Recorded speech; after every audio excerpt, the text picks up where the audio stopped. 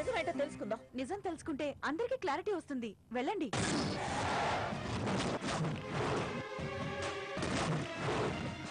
మీకు సమర్పిస్తున్న వారు ప్లాటినం, టీవీఎస్, వైగో, Bosch, Aquaguard total, Kalyan jewellers, Bacardi together music CDs మరియు జూప్ ఫ్రమ్ టైటాన్.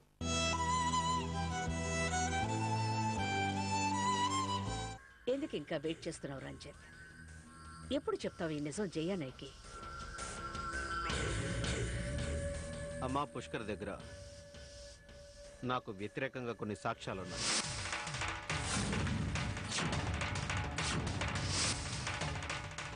ఎట్టి పరిస్థితుల్లోనూ నా పేరు బయటికి రాకూడదమ్మా.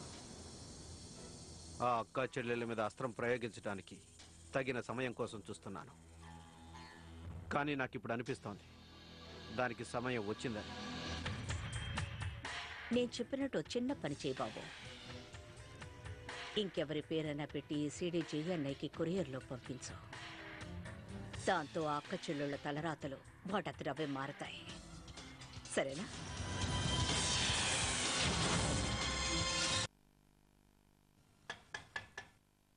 కమన్.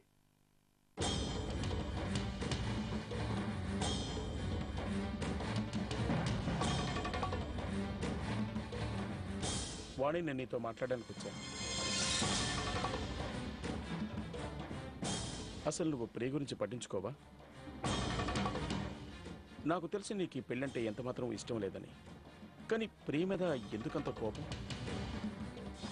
నువ్వు రాణి లేకుండా ప్రియ చాలా ఒంటరిదైపోయింది. తన గురించి కాస్తైనా ఆలోచించావు నువ్వు? తనకి మీ ఇద్దరి మీద ఎంత ప్రేముందో నేను చెప్పే నువ్వు తెలుసుకోవాలి. మీరు అందుకోసమే నన్ను అరకుకు పంపించారా సార్? యా, ఎందుకంటే నువ్వు ఈ సంబంధానికి ఎప్పటికీ ఒప్పుకోవని నాకు తెలుసు. వాణి, అసలు ఏమైంది నీకు? ఒకవేళ జీవితంలో బంధాలు ఏర్పడడం అంత సులభమైతే ఇప్పటికే నేను ఎన్నో పెళ్లిళ్ళు చేసుకుని వదిలేసి ఉండేవాణ్ణి. నా వయసుతో నాకు తెలుసు. అదేవిధంగా సోనాలి నాతో ఎన్ని సంవత్సరాలుగా స్నేహం చేస్తుందో కూడా తెలుసు. కానీ నా మనసులో సోనాలితో నా జీవితం పంచుకోవాలన్న ఆలోచన ఎప్పుడూ కలగలేదు. అటువంటి భావాన్ని ప్రియ నాలో కలిగించింది. ఈనాటి వరకు నేను జీవితంలో పనికి తప్ప మరే విషయానికి అంత ప్రాముఖ్యత ఇవ్వలేదు. ఇప్పుడు ఈ వయసులో నాకు ప్రేమ కలిగితే అందులో తప్పే ఉంది? ఈ వయసులోనే పెళ్లి చేసుకోవాలి, పెళ్లి చేసుకోకూడదని ఏ బుక్కులో రాసుంది? వయసులో పెద్దవారని మీకేమాత్రం అనిపించడం లేదా మిస్టర్ మాలి? చూడు వాణి, ఇంతవరకు నేనెవరికి ఎటువంటి అన్యాయమూ చేయలేదు. అలాగే ప్రేమ కూడా నేనేవి బలవంతం చేయలేదు. నా ప్రపోజల్ ఏంటో నేను తనతో చెప్పాను. తను యాక్సెప్ట్ చేసింది. That's all.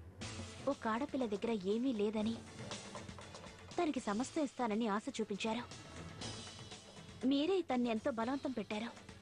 దేన్నైనా ఇవ్వడానికి మీ దగ్గర కావాల్సినంత డబ్బు ఉంది. కానీ పెళ్లికి ఇదే చాలని అనుకుంటున్నారా? నాకు తెలుసు నా దగ్గర చాలా డబ్బుందని. కాకపోతే ప్రియ డబ్బు కోసమే నన్ను పెళ్లి చేసుకోవడానికి ఒప్పుకుందంటే ఆ విషయం నేను నమ్మను. కానీ ఒక్క విషయం చెప్పగలను, నేను ప్రియని ఎంతో సంతోషంగా చూసుకుంటానని. చూడు వాణి, ఒకవేళ నువ్వు రాణి నన్ను యాక్సెప్ట్ చేయకపోయినా మరేం పర్వాలేదు. కానీ ప్రియా నీ తోడబుట్టిన చెల్లెలు. ఎప్పటికీ తన్ని నీ నుండి దూరం చేసుకోకు. మీరేమీ బాధపడకండి. నాకు నా బాధ్యతలేమిటో బాగా తెలుసు. నా బాధ్యతల్ని ఎట్టి పరిస్థితుల్లోనూ నిర్వర్తిస్తాను.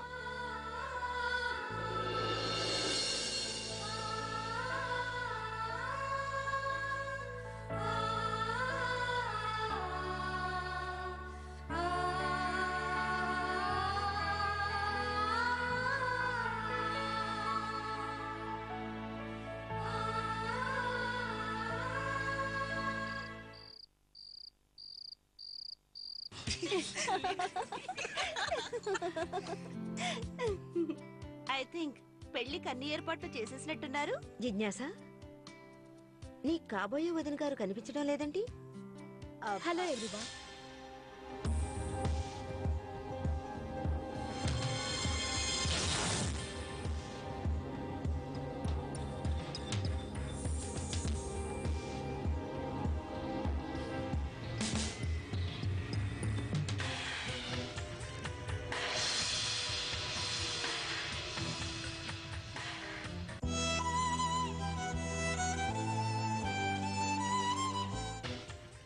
అఫ్ కోర్స్ వాణి,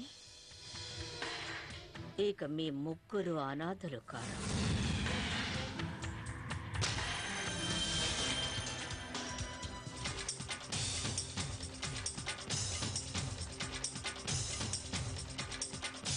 నీ డబ్బు మదాన్ని చూపించి మా పేదరికాన్ని అవమానపరచాలని ఇంకెప్పుడు చూడకు. ఎందుకంటే అలా చేస్తే నువ్వే అవమానాల పాలవుతావు.